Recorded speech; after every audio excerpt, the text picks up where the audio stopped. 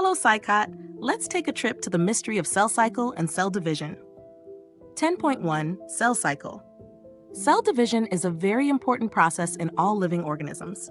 During the division of a cell, DNA replication and cell growth also take place. All these processes, i.e., cell division, DNA replication, and cell growth, hence have to take place in a coordinated way to ensure correct division and formation of progeny cells containing intact genomes. The sequence of events by which a cell duplicates its genome, synthesizes the other constituents of the cell, and eventually divides into two daughter cells is termed the cell cycle. Although cell growth, in terms of cytoplasmic increase, is a continuous process, DNA synthesis occurs only during one specific stage in the cell cycle. The replicated chromosomes, DNA, are then distributed to daughter nuclei by a complex series of events during cell division. These events are themselves under genetic control. 10.1.1 Phases of cell cycle. A typical eukaryotic cell cycle is illustrated by human cells in culture. These cells divide once in approximately every 24 hours, figure 10.1. However, this duration of the cell cycle can vary from organism to organism and also from cell type to cell type. Yeast, for example, can progress through the cell cycle in only about 90 minutes. The cell cycle is divided into two basic phases: interphase, M phase, mitosis phase. The M phase represents the phase when the actual cell division or mitosis occurs, and the interphase represents the phase between two successive M phases. It is significant to note that in the 24-hour average duration of the cell cycle of a human cell division proper lasts for only about an hour.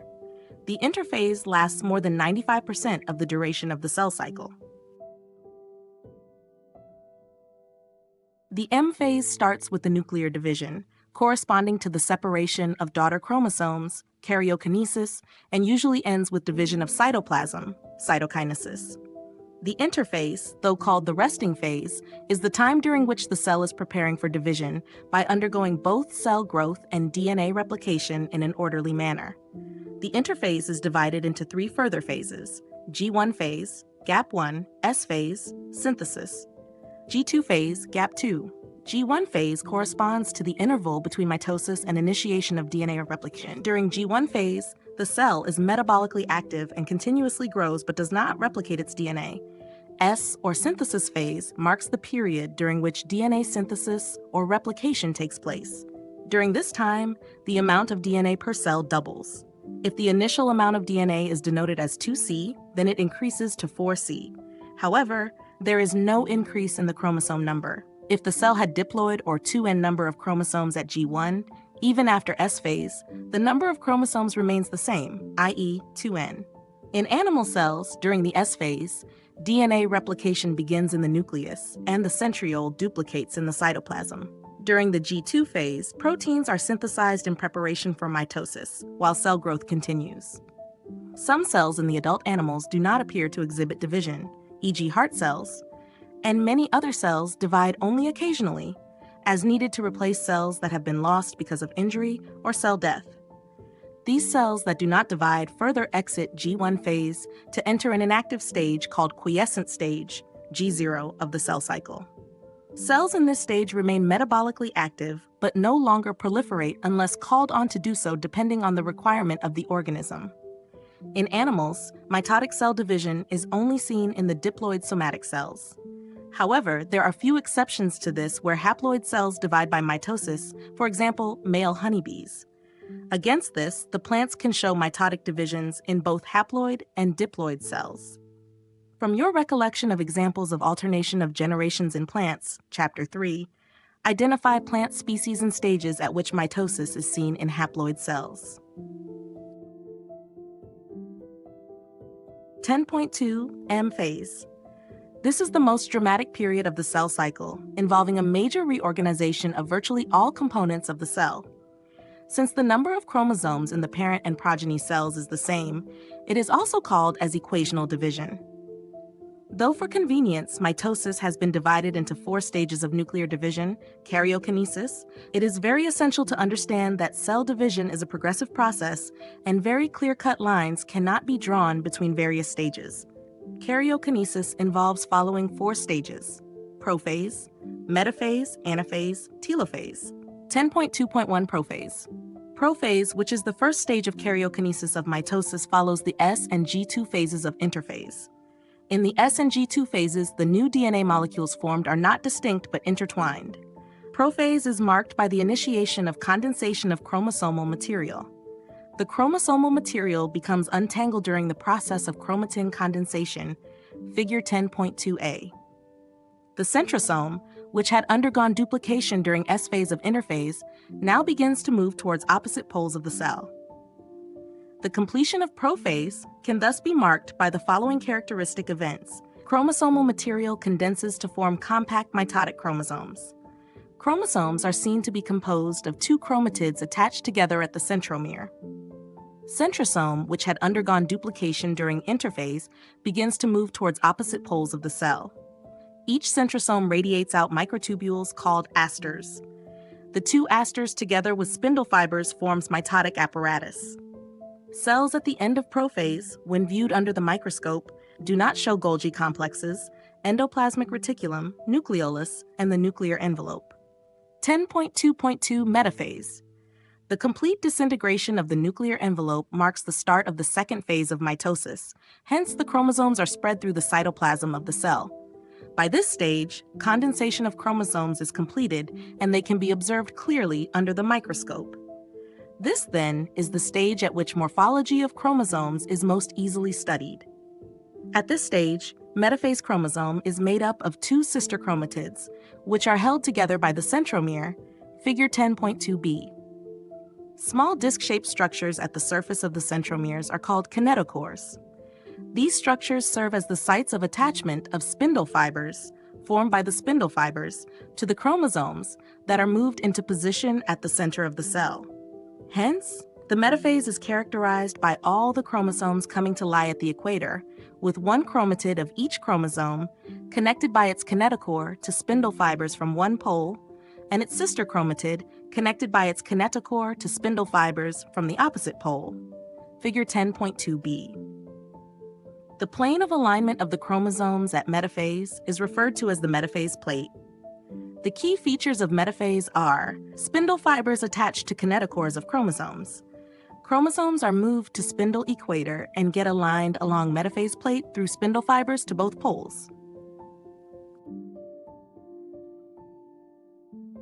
10.2.3 Anaphase.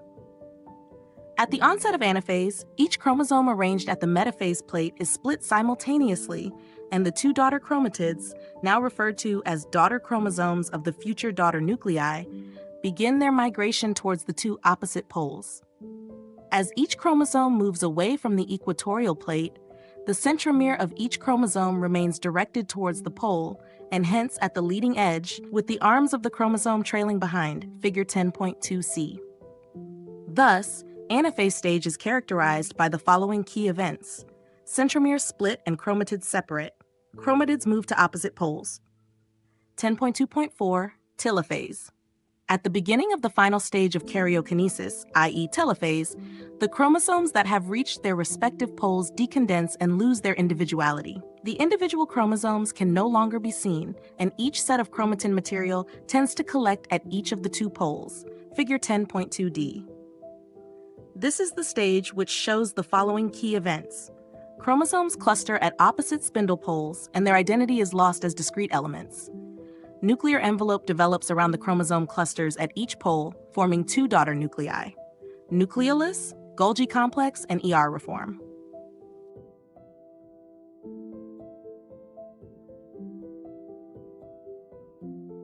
(10.2.5) Cytokinesis. Mitosis accomplishes not only the segregation of duplicated chromosomes into daughter nuclei, karyokinesis, but the cell itself is divided into two daughter cells by the separation of cytoplasm called cytokinesis, at the end of which cell division gets completed, figure 10.2e. In an animal cell, this is achieved by the appearance of a furrow in the plasma membrane. The furrow gradually deepens and ultimately joins in the center, dividing the cell cytoplasm into two. Plant cells, however, are enclosed by a relatively inextensible cell wall. Therefore, they undergo cytokinesis by a different mechanism. In plant cells, wall formation starts in the center of the cell and grows outward to meet the existing lateral walls. The formation of the new cell wall begins with the formation of a simple precursor called the cell plate that represents the middle lamella between the walls of two adjacent cells. At the time of cytoplasmic division, organelles like mitochondria and plastids get distributed between the two daughter cells. In some organisms, karyokinesis is not followed by cytokinesis, as a result of which multinucleate condition arises, leading to the formation of syncytium, e.g., liquid endosperm in coconut. 10.3. Significance of mitosis. Mitosis, or the equational division, is usually restricted to the diploid cells only. However, in some lower plants and in some social insects, haploid cells also divide by mitosis.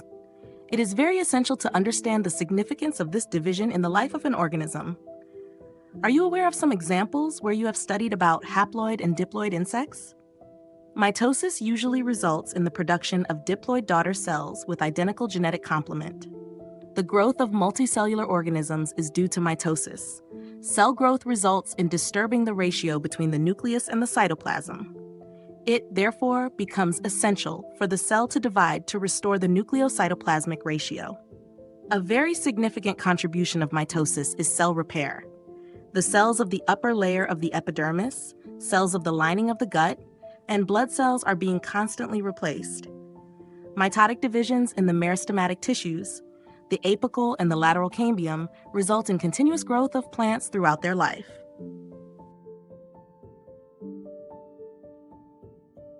10.4 Meiosis. The production of offspring by sexual reproduction includes the fusion of two gametes, each with a complete haploid set of chromosomes. Gametes are formed from specialized diploid cells. This specialized kind of cell division that reduces the chromosome number by half results in the production of haploid daughter cells. This kind of division is called meiosis.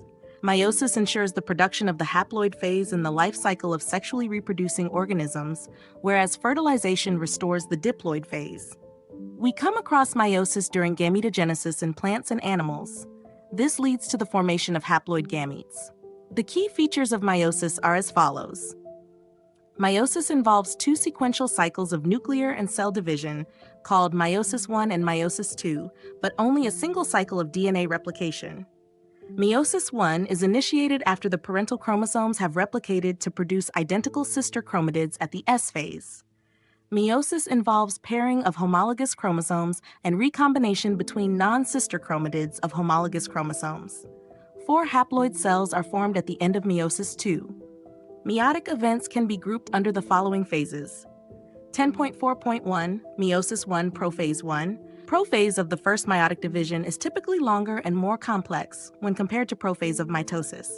It has been further subdivided into the following 5 phases based on chromosomal behavior, i.e., leptotene, zygotene, pachytene, diplotene, and diakinesis. During leptotene stage, the chromosomes become gradually visible under the light microscope. The compaction of chromosomes continues throughout leptotene. This is followed by the second stage of prophase I, called zygotene. During this stage, chromosomes start pairing together, and this process of association is called synapsis. Such paired chromosomes are called homologous chromosomes. Electron micrographs of this stage indicate that chromosome synapsis is accompanied by the formation of a complex structure called the synaptonemal complex. The complex formed by a pair of synapsed homologous chromosomes is called a bivalent or a tetrad. However, these are more clearly visible at the next stage. The first 2 stages of prophase I are relatively short-lived compared to the next stage, that is pachytene. During this stage, the 4 chromatids of each bivalent chromosome become distinct and clearly appear as tetrads.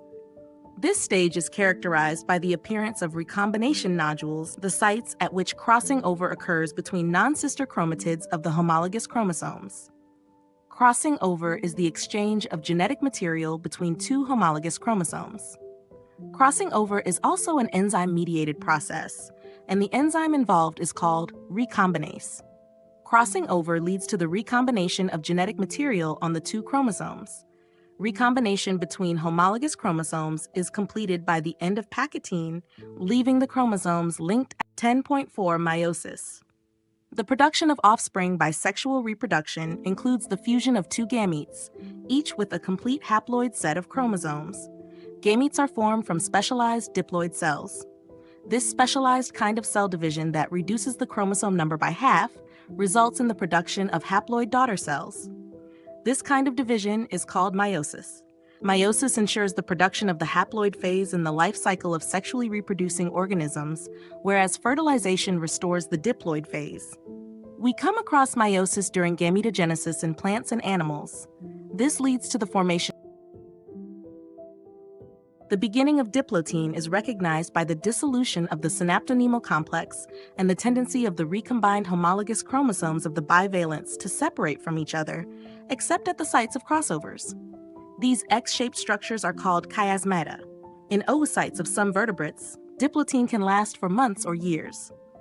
The final stage of meiotic prophase 1 is diakinesis. This is marked by the terminalization of chiasmata. During this phase, the chromosomes are fully condensed, and the meiotic spindle is assembled to prepare the homologous chromosomes for separation. By the end of diakinesis, the nucleolus disappears, and the nuclear envelope also breaks down. Diakinesis represents the transition to metaphase. Metaphase 1, the bivalent chromosomes align on the equatorial plate, figure 10.3. The microtubules from the opposite poles of the spindle attach to the kinetochore of homologous chromosomes. Anaphase 1, the homologous chromosomes separate while sister chromatids remain associated at their centromeres, figure 10.3. Telophase 1, the nuclear membrane and nucleolus reappear, cytokinesis follows, and this is called the dyad of cells, figure 10.3. Although in many cases, the chromosomes do undergo some dispersion, they do not reach the extremely extended state of the interphase nucleus. The stage between the two meiotic divisions is called interkinesis and is generally short-lived. There is no replication of DNA during interkinesis. Interkinesis is followed by prophase 2, a much simpler prophase than prophase 1. 10.4.2 Meiosis II Prophase 2. Meiosis II is initiated immediately after cytokinesis, usually before the chromosomes have fully elongated. In contrast to Meiosis I, Meiosis II resembles a normal mitosis. The nuclear membrane disappears by the end of Prophase 2, figure 10.4. The chromosomes again become compact. Metaphase 2, at this stage, the chromosomes align at the equator, and the microtubules from opposite poles of the spindle get attached to the kinetochores, figure 10.4 of sister chromatids. Anaphase 2, it begins with the simultaneous splitting of the centromere of each chromosome, which was holding the sister chromatids together, allowing them to move toward opposite poles of the cell, figure 10.4, by shortening of microtubules attached to kinetochores. Telophase 2, meiosis ends with telophase 2, in which the two groups of chromosomes once again get enclosed by a nuclear envelope. Cytokinesis follows, resulting in the formation of a tetrad of cells, i.e. 4 haploid daughter cells, figure 10.4. 10.5 Significance of meiosis. Meiosis is the mechanism by which conservation of the specific chromosome number of each species is achieved across generations in sexually reproducing organisms, even though the process per se, paradoxically, results in a reduction of the chromosome number by half. It also increases the genetic variability in the population of organisms from one generation to the next. Variations are very important for the process of evolution. Now let's dive into the chapter's summary. According to the cell theory, cells arise from pre-existing cells. The process by which this occurs is called cell division.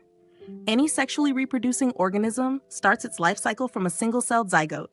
Cell division does not stop with the formation of the mature organism, but continues throughout its life cycle. The stages through which a cell passes from one division to the next are called the cell cycle. The cell cycle is divided into two phases called interphase, a period of preparation for cell division, and mitosis, M phase, the actual period of cell division. Interphase is further subdivided into G1, S, and G2. G1 phase is the period when the cell grows and carries out normal metabolism. Most of the organelle duplication also occurs during this phase. S phase marks the phase of DNA replication and chromosome duplication. G2 phase is the period of cytoplasmic growth. Mitosis is also divided into 4 stages, namely prophase, metaphase, anaphase, and telophase. chromosome condensation occurs during prophase. Simultaneously, the centrioles move to the opposite poles. The nuclear envelope and the nucleolus disappear, and the spindle fibers start appearing. Metaphase is marked by the alignment of chromosomes at the equatorial plate. During anaphase, the centromeres divide and the chromatids start moving towards the two opposite poles. Once the chromatids reach the two poles, chromosomal elongation starts. The nucleolus and the nuclear membrane reappear. This stage is called telophase. Nuclear division is then followed by cytoplasmic division and is called cytokinesis.